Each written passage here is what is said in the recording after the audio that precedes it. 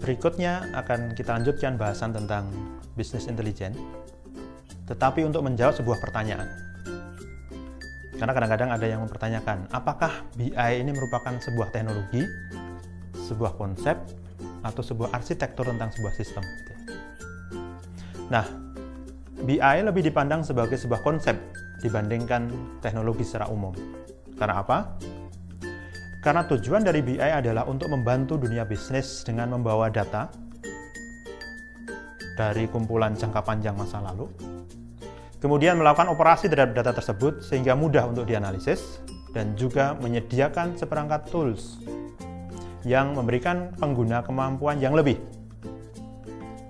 Artinya tidak hanya sekedar kemampuan untuk melihat data, tetapi juga kemampuan untuk mengerti dari data yang disajikan tadi. Tentu saja dengan kemampuan-kemampuan analisis yang mendalam. Karena apa? Karena tanpa analisis yang mendalam, sebuah informasi dianggap tidak berguna gitu ya. Karena sebuah informasi dianggap berguna jika informasi tersebut mudah dimengerti, sehingga seseorang dapat mengambil sebuah keputusan penting berdasarkan informasi yang disajikan. Apalagi ini berkaitan dengan kegiatan-kegiatan bisnis. Nah, berikutnya adalah kembali ke dalam istilah intelligence tadi gitu ya. Sebenarnya di manakah kecerdasan yang dimaksud di dalam BI tadi?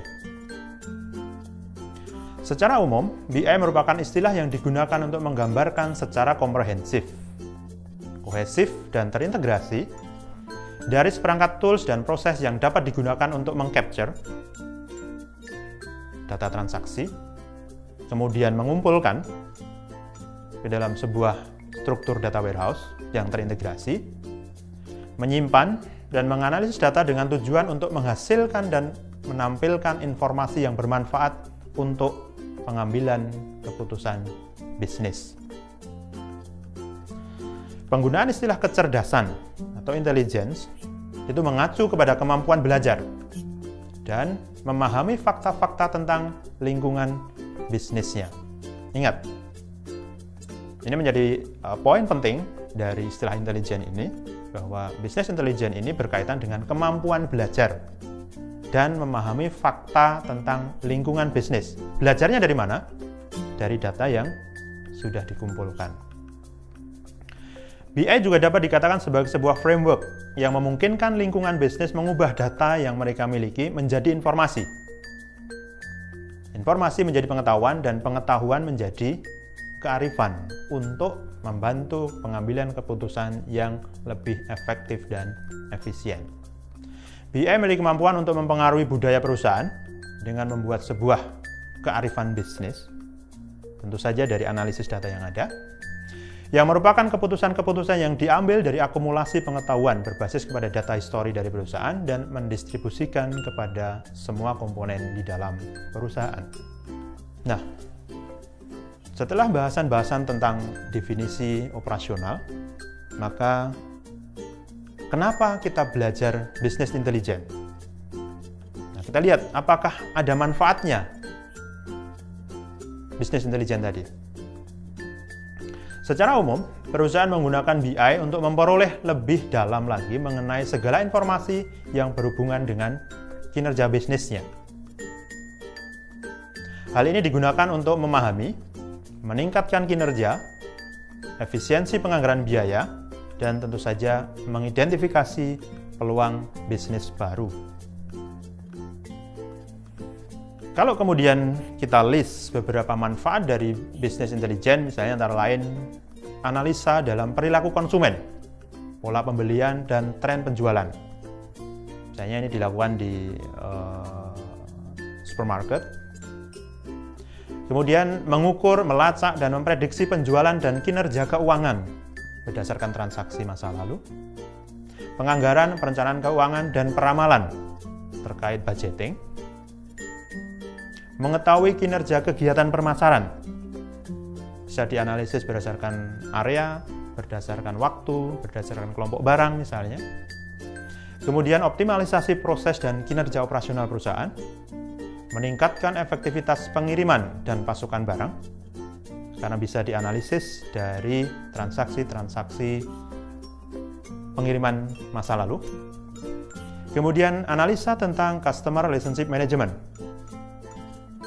Ada lagi analisis resiko, analisa nilai strategis, dan yang sekarang ini tidak kalah pentingnya adalah analisis sosial media terkait respon masyarakat melalui sosial media terhadap sebuah produk, sebuah brand, sebuah promosi yang dilakukan oleh instansi bisnis.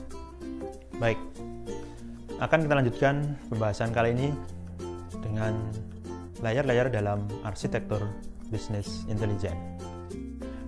Dari sisi aplikasi yang digunakan, BI merupakan aktivitas yang memanfaatkan sistem pendukung keputusan, query dan pelaporan, online analytical processing atau OLAP, statistik, peramalan, dan juga data mining. Sangat banyak yang terlibat di dalam proses aplikasi bisnis intelijen. Dari banyaknya aplikasi yang terlibat dalam BI dan merupakan sistem-sistem pengelolaan data dan analisis, memberikan organisasi bisnis dapat melakukan analisis yang mendalam untuk meningkatkan performa organisasi dengan mengacu pada data histori yang dimiliki oleh organisasi dan juga dilengkapi dengan kemampuan analisis dari data-data eksternal. Kita bisa perhatikan dari blok diagram dari bisnis intelijen. Terlihat di situ bahwa BI terdiri dari sumber data eksternal yang bisa bersumber dari sistem ERP, CRM misalnya, kemudian OLTP, Online Transactional Processing.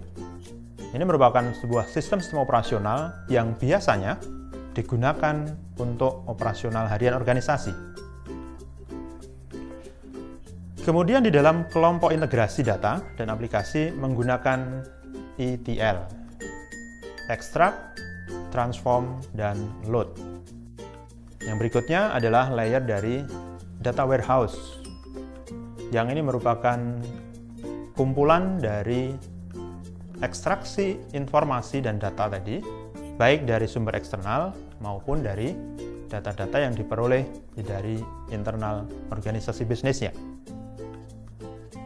Dan terakhir adalah layer presentasi. Ini yang akan berhubungan langsung dengan para pengguna yang tentu saja memiliki kemampuan pelaporan, analisis, dan dashboard. Ini nanti yang akan banyak dibahas. Dashboard ini yang sangat berperan di dalam penggunaan dari bisnis intelijen.